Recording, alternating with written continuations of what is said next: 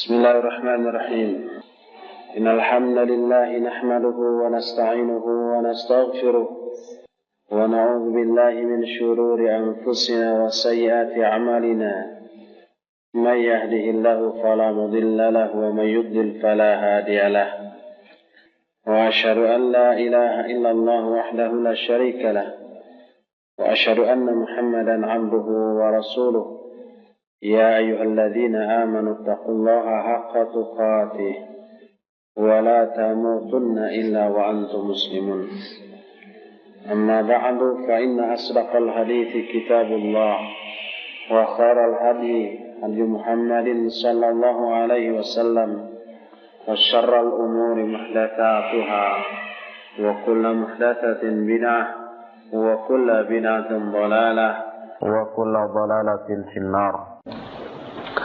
Setelah kita selesai membahas sejak mulai punya hasrat untuk menikah, nazar, khitbah, walimah, dan seterusnya, selesai terbentuk rumah tangga dengan penjelasan hak dan kewajiban suami istri. Kita akan masuki sekarang tentang upaya memelihara dan mendidik anak-anak. Tidak diragukan lagi bahwa memperoleh anak merupakan maksud yang terbesar dari pernikahan untuk melestarikan keturunan manusia. Oleh karena itu, Rasulullah SAW menegaskan kepada para sahabatnya untuk menikahi para wanita yang subur beranak banyak. Sebagaimana dalam hadis yang sudah kita bahas, tazawwajul wadudal walud. Menikahlah kalian dengan wanita yang penyayang dan yang subur. Dalam hadis lainnya yang juga sudah kita bahas, Nabi SAW menyatakan, amhilu hatta tadkhulu laylan likaya tamtashita sya'tha wa tastahidda al-mughayyabah thumma al-kais. Amhilu, tundalah, tangguhkanlah sehingga kalian masuk menemui istri kalian pada malam hari, agar istri kalian membereskan dulu rambutnya yang kusut, berdandan dan bersolek terlebih dahulu, kemudian al-kais dan al-kais. Al-kais itu maksudnya jima.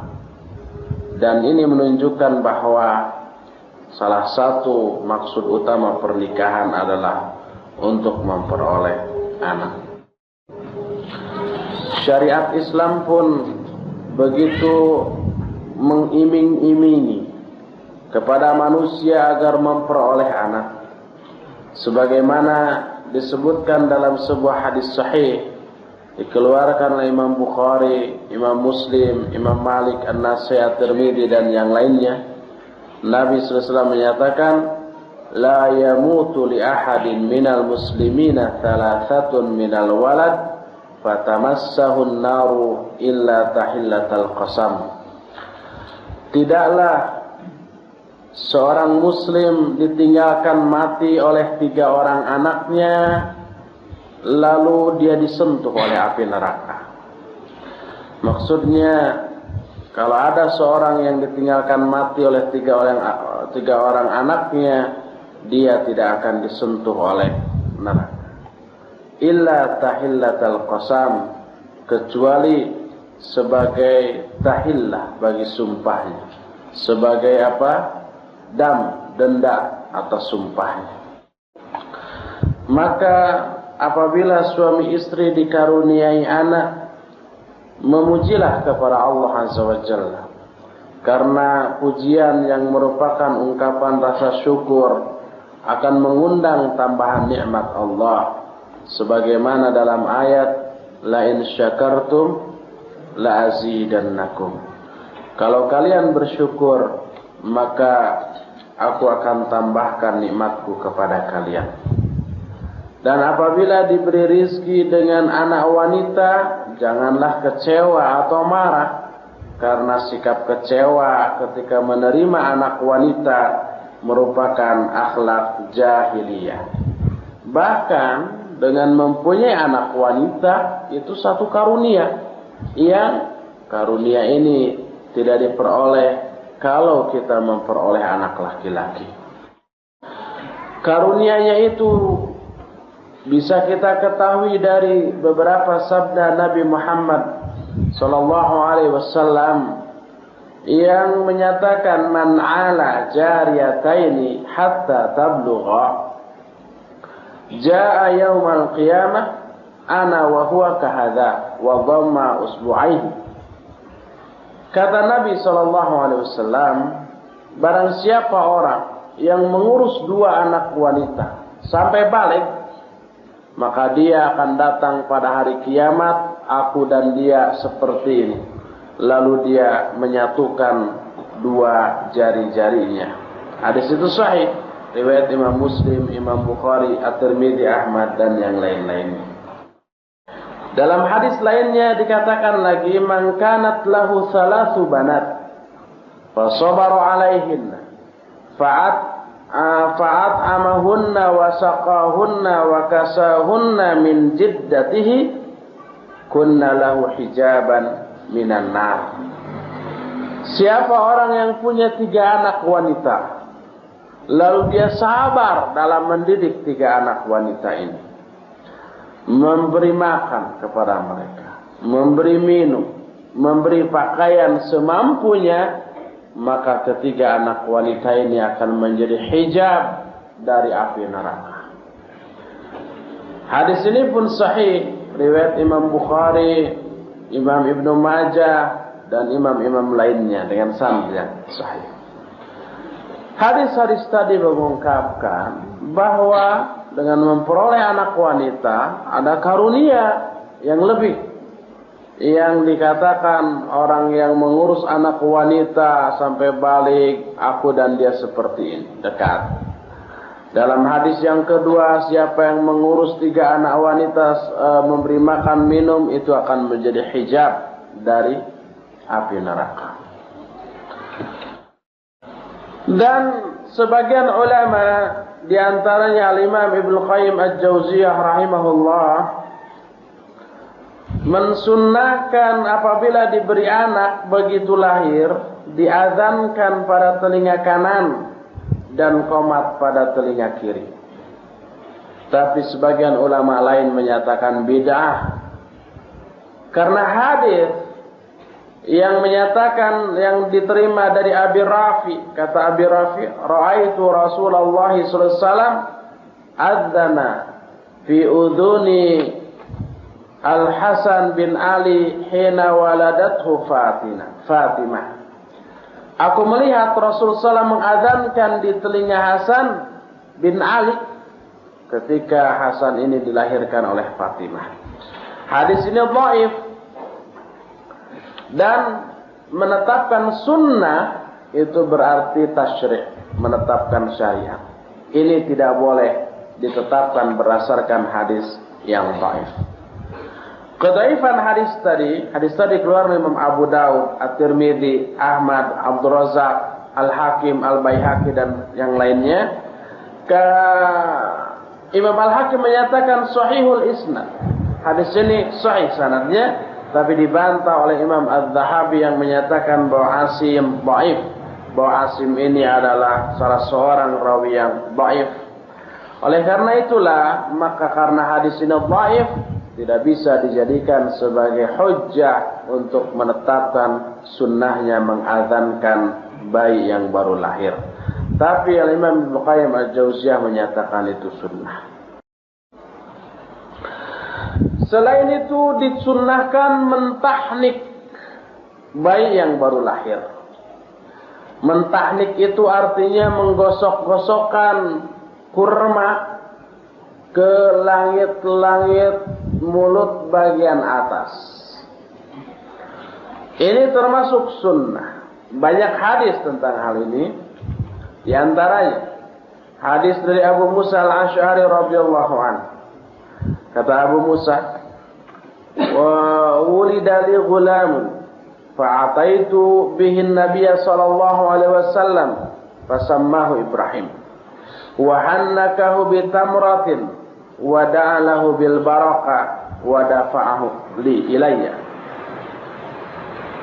Kata Abu Musa, aku memperoleh anak. Artinya istrinya yang melahirkan. Lalu aku bawa anak ini kepada Nabi sallallahu alaihi wasallam. Lalu oleh Nabi SAW diberi nama Ibrahim. Lalu ditahnik oleh kurma dan didoakan baginya untuk memperoleh barokah. Setelah itu dikembalikan kepadaku.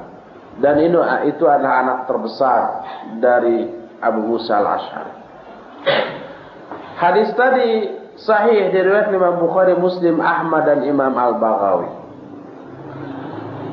Hadis kedua dari Aisyah radhiyallahu anha, kata Aisyah, anna Nabiy sallallahu alaihi wasallam ra'a fi baiti Zubair misbahan, faqala ya Aisyah, ma ara Asma illa qad nafasat, fala tasummu hatta usammiyahu.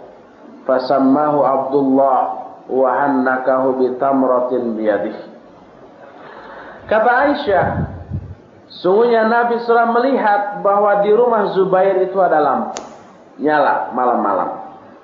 Kata Nabi SAW, hai Aisyah, aku tidaklah melihat Asma ini istrinya Zubair tadi, kecuali Asma ini telah nifas, artinya telah melahirkan.